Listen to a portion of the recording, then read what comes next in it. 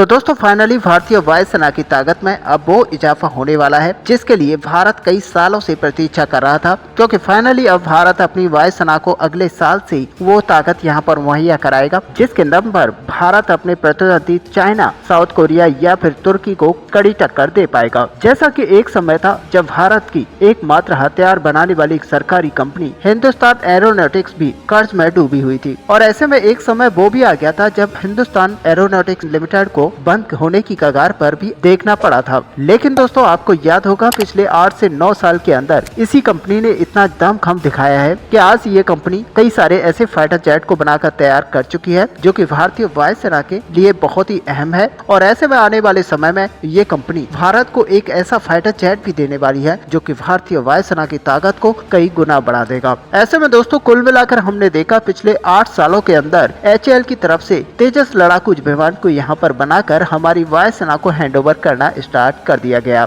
और अब आने वाले साल के अंदर भारत यहाँ पर कई सारे ऐसे विमानों को अपनी वायुसेना के अंदर इंडक्ट करने वाला है जिसकी वजह से हमारी HAL कंपनी बहुत ही ज्यादा बूस्ट करने वाली है। और साथ ही आपको बता दें कि हमने पहले भी आपको बताया था कि किस तरह से दुनिया भर के 16 से 17 देश यहाँ पर तेजस MK2 फाइटर जेट के अंदर बहुत ही ज्यादा इंटरेस्ट ले रहे हैं, और अगर HAL अपनी प्रोडक्शन यूनिट को यहाँ पर बढ़ाता है तो सच मानिए कि भारत के इस लड़ाकू विमान के लिए कई सारे देश आज बिल्कुल तैयार बैठे हुए हैं। और यही वजह है कि अब हिंदुस्तान एरोनॉटिक्स को अपनी क्षमताओं को बढ़ाने पर मजबूर होना पड़ा है, और अब इसी हिंदुस्तान एरोनॉटिक्स लिमिटेड ने तेजस फाइटर जेट के उत्पादन क्षमता में बेजोड़ इजाफा किया है। और 2024 से नासिक में तेजस फाइटर जेट तीसरी असेंबली लाइन शुरू होगी। इसके बाद में भारत एक साल के अंदर पूरे 24 फाइटर जेट को बनाने में सक्षम होगा, जबकि मौजूदा समय के अंदर हिंदुस्तान एरोनॉटिक्स लिमिटेड एक साल के अंदर केवल 16 फाइटर जेट को बना पाता है। लेकिन जब ये क्षमता 24 फाइटर जेट की हो जाएगी तो इस हिसाब से देखा जाए तो भारत के पास फ्रांस के बराबर फाइटर जेट उत्पादन की क्षमता होगी। ऐसे में आपको बता दें कि फ्रांस के पास अभी एक साल के अंदर 24 राफेल फाइटर जेट के उत्पादन की क्षमता है, लेकिन आपको ये भी बता दें कि फ्रांस अपनी सारी क्षमताओं का यूज नहीं करता और फ्रांस एक साल में केवल 18 फाइटर जेट ही बनाता है। ऐसे में यहाँ पर तेजस फाइटर जेट की कम उत्पादन क्षमता का बहाना बनाकर मलेशिया ने हमारे टेंडर को यहाँ पर रिजेक्ट कर दिया था और तेजस फाइटर जेट को लेने से मना कर दिया था, और तब यहाँ पर मलेशिया की तरफ से साउथ कोरिया के FA-50 लड़ाकू विमान को चुना गया था। लेकिन आपको बता दें कि अब भारत यहाँ पर सबकी बोलती बंद तब कर देगा जब भारत अपनी इस नई फैसिलिटी का उद्घाटन करेगा। साथ ही आने वाले समय में कुछ ऐसे भी अपडेट आ रहे हैं कि भारत एक और नई फैसिलिटी यहाँ पर बनाकर तैयार कर सकता है, क्योंकि आज की डेट में भारत के पास अपने फाइटर जेट को लेकर डिमांड्स काफी ज्यादा बढ़ी हुई है, और इसी को कंप्लीट करने के लिए HAL और भी नई फैसिलिटी को स्टार्ट कर सकता है। ऐसे में दोस्तों आपका इस पूरे टॉपिक को लेकर क्या व्यू है, आप अपना व्यू हमें कमेंट पर लिखकर बता सकते हैं। साथ ही वीडियो अगर आपको अच्छा लगा है तो लाइक और शेयर करना ना भूलें। मिलते हैं नेक्स्ट वीडियो में, तब तक के लिए जय हिंद।